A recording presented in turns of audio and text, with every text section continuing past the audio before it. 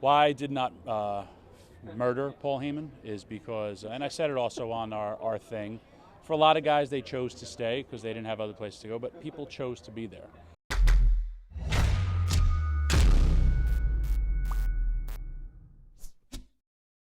This does look a little bit like ECW. This is like home for you, I guess. It is home for me. This very building, first place I ever main evented a pay-per-view. The Fort Lauderdale War Memorial brings back so many memories.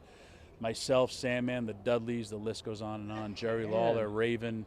I had a lot of great memories. Haven't been back here literally since 2000. Last time I was here, I tagged me and Dusty Rhodes versus Carino and I believe Jack Victory or Rhino, but it was a lot of great memories, Flood. I shot a lot of texts to a lot of the ECW crew tonight. You mentioned Dusty, and we just got to point out, this is an incredible shirt, by the way. Yep, this is from WWE.com. There's your shout-out, Vince. And they have some awesome 16-bit shirts. You can look them up, and usually on Fridays they have a sale, so you could pick it up. Wow, is Vince paying you for this? Nope, absolutely not. I'm the biggest independent contractor there is. I work for everybody, so no, he ain't paying me crap. We just saw you a couple days ago at All In, accompanying Cody to the ring. How'd that all come together? Honestly, myself, Glacier, DDP, when I saw the NWA's YouTube show, 10 Pounds of Gold, and Cody talked about Dusty's 5 guys, I seriously got all teary-eyed. And then when talking with Glacier and DDP, they were like, man, we didn't know that either. And, I was like, man, we're forever connected. And, a lot of people say in life, you'd be able to count your friends on one hand, or you're lucky if you count them on 2. And for the fact that Dusty Rhodes count 3 wrestlers that were, his 5 guys, and it was an amazing, amazing thing that we all kind of witnessed together. And Cody, man, I hired him into WWE, Young Bucks. I used them all the time on my shows, and they were like my main eventers when before people thought they were main eventers, and they're my guys. And to be there for them and taking care of Pharaoh. Pharaoh's the next biggest star in this business, to let you know. But it was awesome. And I'll tell you probably the coolest moment, and I'm a dog lover. I'm handling Pharaoh, and we start to go, and all of a sudden I see his hair raise, and he starts to crouch. And I'm, you're dealing with an animal. Even though he's a domesticated animal, he's the nicest dog. You never know. And 11,000 screaming fans. Correct. And I see his hair, and he starts to crouch. And he runs up the steps, and he's pulling me, and he's almost like in attack mode. And I'm like, what's going on? And I just turn around, and Cody and Nick just start standing next to each other. And the building started shaking. But Pharaoh felt that the people turn. Because, they say dogs have different senses. Yeah. It was almost like he sensed an earthquake happening before an earthquake happened. It was awesome. He knew. Wow. Pharaoh knew. That's why he's the next big star in this business. I just interviewed DDP. He told me the 5 friends story. He actually started crying during an interview when he was talking about how important he was and you were to Dusty. Yeah, it was. They say you don't ever want to meet your heroes because they'll disappoint you. Dusty never disappointed me, but you think about it. He touched so many people's lives, and he was the one right down the road at the Hollywood Sportatorium that's not here anymore.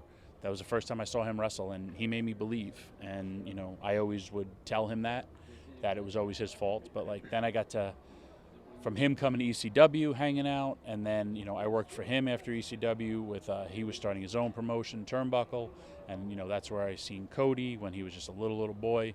And then working in WWE, and Dusty was right across the hall from me all the time, and I got to hang out with my hero. And then, he wrote for the ECW WWE brand, and he was the one who pushed for us to have our WrestleMania match. Fought for us because a lot of people don't fight for people in wrestling, but Dusty was an awesome human being. I miss him every day. It was an emotional moment when Cody won that belt and was holding it in the ring. What was it like for you standing ringside watching that happen? It was awesome, and my wheels always are turning. I wanted to turn on him for real and just shoot my own angle. And what do you think?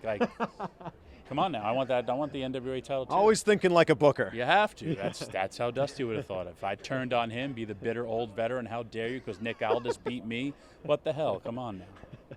How has running House of Hardcore and being a booker changed the way you look at things as a worker in the ring? It changed. My whole life has been that way, since ECW. So, helping do stuff behind the scenes in ECW to WWE. anyone involved in wrestling, we don't think normal. We think like crazy people. Everything is a work. Everything is fixed. Come on, football, boxing, MMA, UFC. Oh, they're fixed? Absolutely. Okay. The Astros won because of the flood. There's more money and get people's sympathy. They're the sympathetic baby faces. That's how wrestlers think. Eagles, same thing. It's a perfect Rocky story. Carson Wentz went down. Who we got? Nick Foles. Boom. Where did they get their rings? The ECW arena. Come on, it's all booking. You should start writing for the NFL and the UFC and everything. NFL does need better writers because of all the. But yes, if you look at, I'll tell you my greatest conspiracy theory is after 9/11. If you remember that, we have the Patriots were 0-4, and then they won every single game. Who during a time of war are you going to put the title on? A Patriot. New York teams didn't need it. They had the sympathy vote. Also, that was the same time with the Yankees, Dodgers. They lose it. They don't need it. They're the sympathetic baby faces.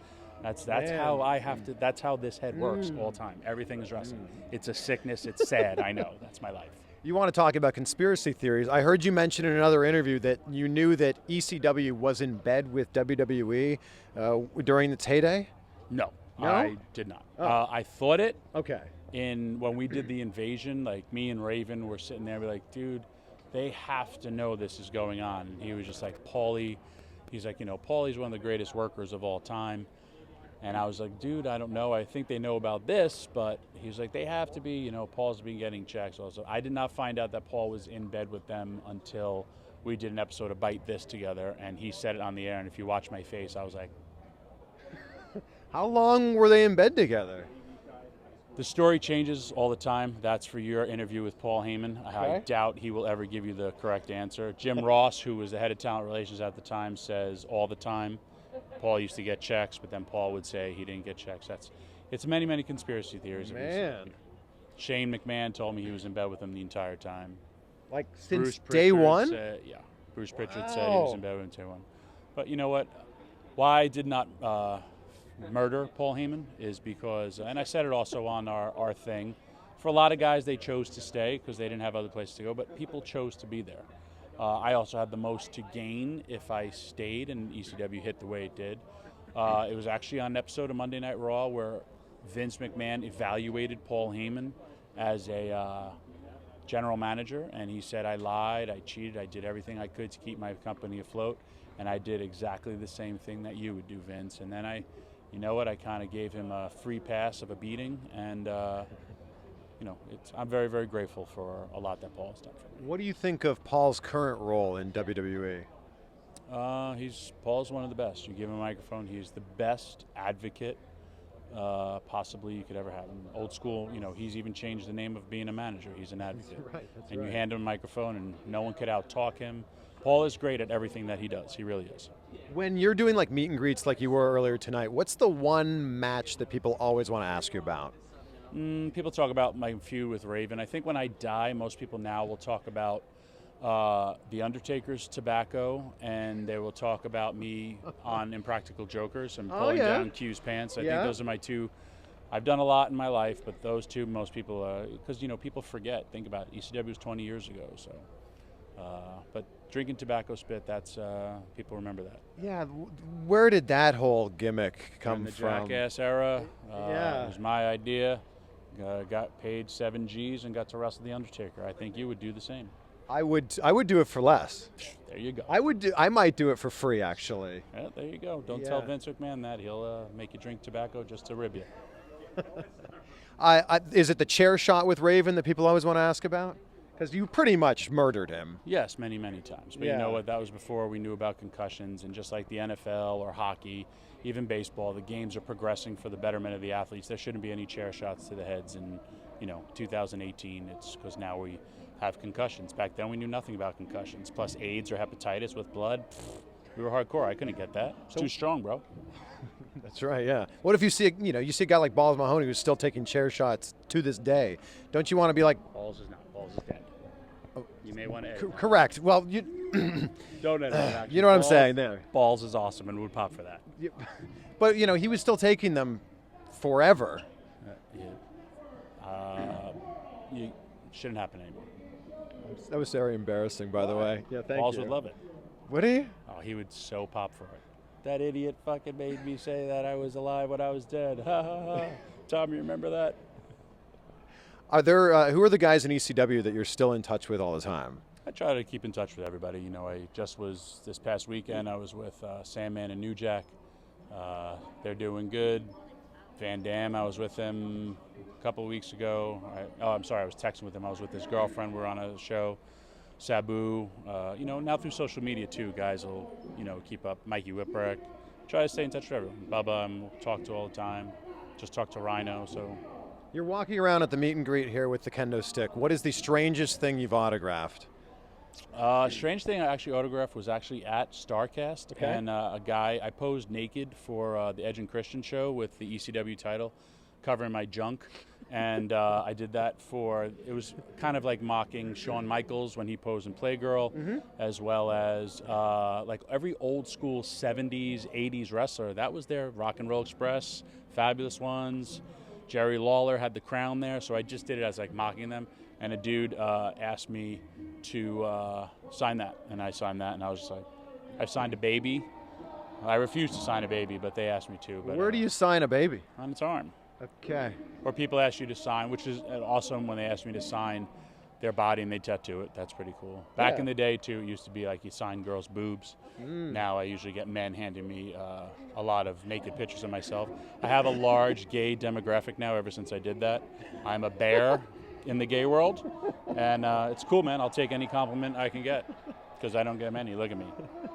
Did the Impractical Joker guys know what they were getting into when they were getting into the ring with you? Nope. They that show is 99% real.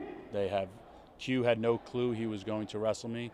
We actually had a big production meeting before, and then as soon as they were like, and I was like, well, once he gets in the ring with me, I'm gonna, you know, if he doesn't sell my stuff, I'll beat him up. And he was like, what? And they just like shot him out. The only thing he was dressed in a Peter Pan costume. The only thing that he knew he wasn't at originally it was supposed to be like he was at a play. Yeah. But he knew he wasn't at a play, and he was, you know, that was the only thing. That show is 99% real. I like that you think the NFL and baseball is a work, but Impractical Jokers, that's completely real. Been a part of it, but even when I did the other one where I pulled his pants down, they said they're going to give you this challenge and someone from your past is going to come and pants you. So he didn't know who it was. And if you think about that, that whole show is to work people. Yes. So then the work is that it's a truth. I just blew your mind. I just blew your mind, worldwide internet. And with that, we're going to end things. Such a pleasure, Tommy. Thanks, man. Thank you so much. Well, I'm glad you guys could join me for what is one of my more embarrassing moments, at least in recent interview memory. For the record, I did know that Balls Mahoney is no longer with us. In fact, the second I said that, I'm like, yeah, that's not right. But I had just recently, the day before, watched that video on YouTube of Balls Mahoney taking a chair shot from Marty Jannetty and then puking afterwards. And yes, it's just as disgusting as it sounds. So that memory, that visual was still in my mind, rattling around in there as I'm talking to another hardcore legend in Tommy Dreamer. And, you know, a huge thank you to Tommy for agreeing to do that interview with me, because I've chatted with him many times before and finally got him to say yes to chat with me for at least a little while. I'd love to chat with him for longer. Maybe the next time that MLW comes to town here. How interesting was that story he was telling about Vince McMahon basically subsidizing ECW for all those years? Also, those conspiracy theories about the NFL, UFC, boxing, all that stuff being fixed. What do you guys think about that? And you guys are always asking me, I see it in the comments all the time, who are you going to interview next? And it's simple. If you follow me on Instagram, you will see exactly who I am going to interview next, because I post all the photos and I post the stories on there. You can find the link below. It's super simple. It's just my name, @Chris Van Vliet. And yes, that's how you pronounce it. Chris Van Vliet. I know it looks like Van Vliet or Van Vliet or Van Violet or Van Vlat or whatever you want, but it's Chris Van Vliet. Follow me on Instagram and you'll see exactly who I'm chatting with next, because I have some pretty good ones lined up here in the future. And if you don't already subscribe, first of all, thank you so much for 100,000 subscribers. We hit that a month ago. Unbelievable. Sitting now at 102,000. Although in the future, if you're watching this sometime in 2019 or 2020, first of all, how are the cars that fly and all that other awesome stuff that's happening in the future. But just know that I'm very grateful for you to subscribe to this and to me and to these videos and to share this passion of wrestling with me. So thank you so much. We got some more on the way, and we will see you soon. I'll see you on Instagram too.